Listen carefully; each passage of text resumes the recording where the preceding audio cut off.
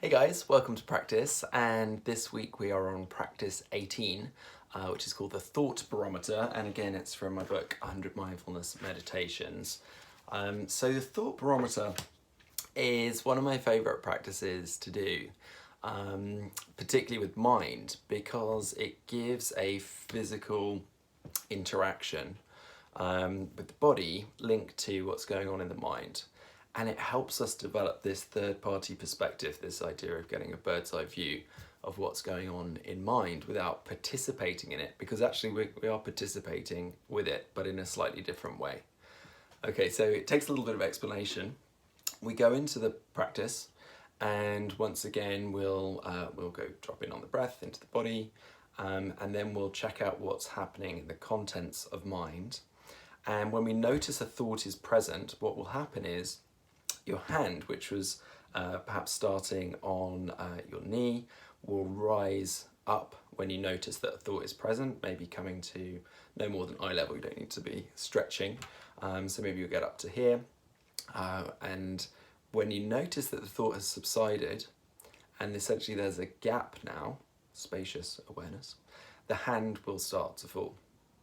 Okay, and then you'll probably go, oh, that was a gap. And then that'll be a thought, so you'll be rising back up again, and then maybe there'll be a gap, and then you'll notice, then maybe let that go, and you might then find that the hand might come all the way down to the knee, might not, but sometimes it does. If you notice a kind of gap, and it's a sustained gap, and you're not thinking about that, then the hand goes down, and then as soon as you have another thought, it goes up. So what we notice in this practice is that there are all sorts of layers to thoughts. So there's the thought itself, so kind of there's a new thought arrives in my world. But then there's a thought that I have about that thought, and then the thought that I'm thinking, and then thinking about thinking, and thinking about thinking about thinking, and it's a bit of a wormhole. But basically all of that is thinking. So if you're thinking, hand is up. If there really is spaciousness or a subsidence in the thought, then the hand goes down. So essentially when we practice this, the hand is just going up and down a lot and might occasionally come back to your knee, or it might not.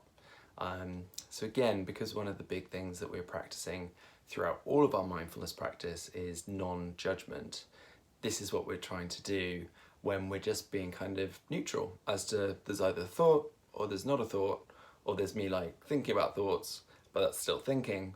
And just kind of treating them as one and the same. This is really to help us with the fact that we often judge our practice based on whether thinking is present. So I want to bring a little bit of neutrality to that as an idea, and also kind of turn it into a game so we can just notice the contents of mind in a slightly different way. All right, so if that sounds good, we're going to go into our practice, and as usual, just think about where you are. If it's appropriate for you to close your eyes, that's fine. If not, just allow the gaze to soften and the gaze to drop forward, and that'll be fine. Obviously, if you're walking around, keep your eyes open and look out for what's happening in your environment. Okay, so I'm going to keep my hand on the desk so that you'll see it going up and down, and we'll go into our practice.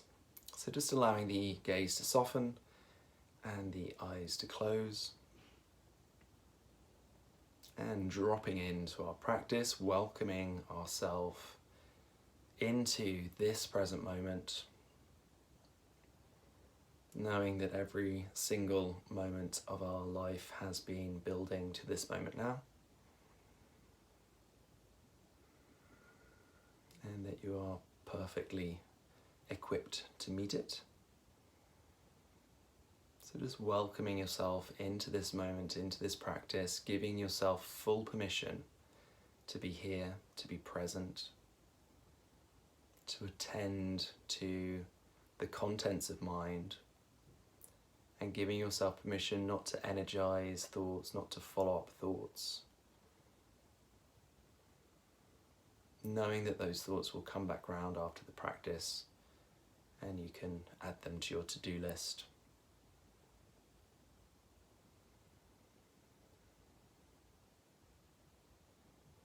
So just feeling the breath in the body, allowing this moment to be a spacious moment in our day. giving some space to the contents of our day, our expectations of our day, the busyness or quiet of the day. And then bringing our attention to mind. And as we begin to bring our awareness to the contents of mind, we can start playing our game with the hand. And so when you notice that a thought is present, allowing the hand to raise up. And as the thought subsides, allowing it to drop. And if there are moments of stillness,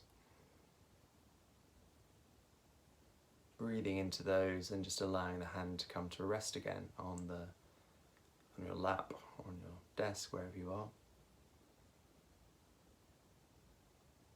And so we'll just give a few minutes of silence for you to practice this, and I'll be practicing with you.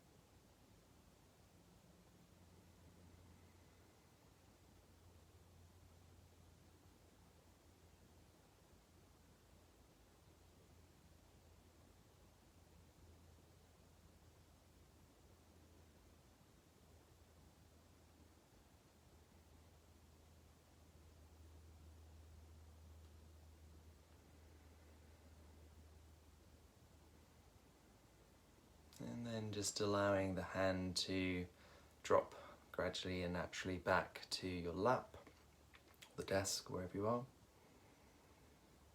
Coming back to the sensations of the body, its weight pushing down into your seat, your feet, to the ground, the earth. Perhaps giving yourself a little bit of acknowledgement and gratitude for showing up to practice today. Practicing heartfulness to self. And in your own time, just allowing the eyes to reopen. So that's a fun practice that you can do anytime. Obviously doesn't require being guided once you've got a sense of what's going on with the practice. You could do it anytime, and it's a nice practice to help us get to grips with the contents of mind in a new way, just by kind of observing what's going on and helping to develop that kind of third-party awareness, that bird's eye view on the contents of mind. So let me know what you think in the comments. Don't forget to subscribe if you're watching on YouTube, or follow along each week. Mondays is the day for each new video, and I look forward to seeing you next week. Okay, bye.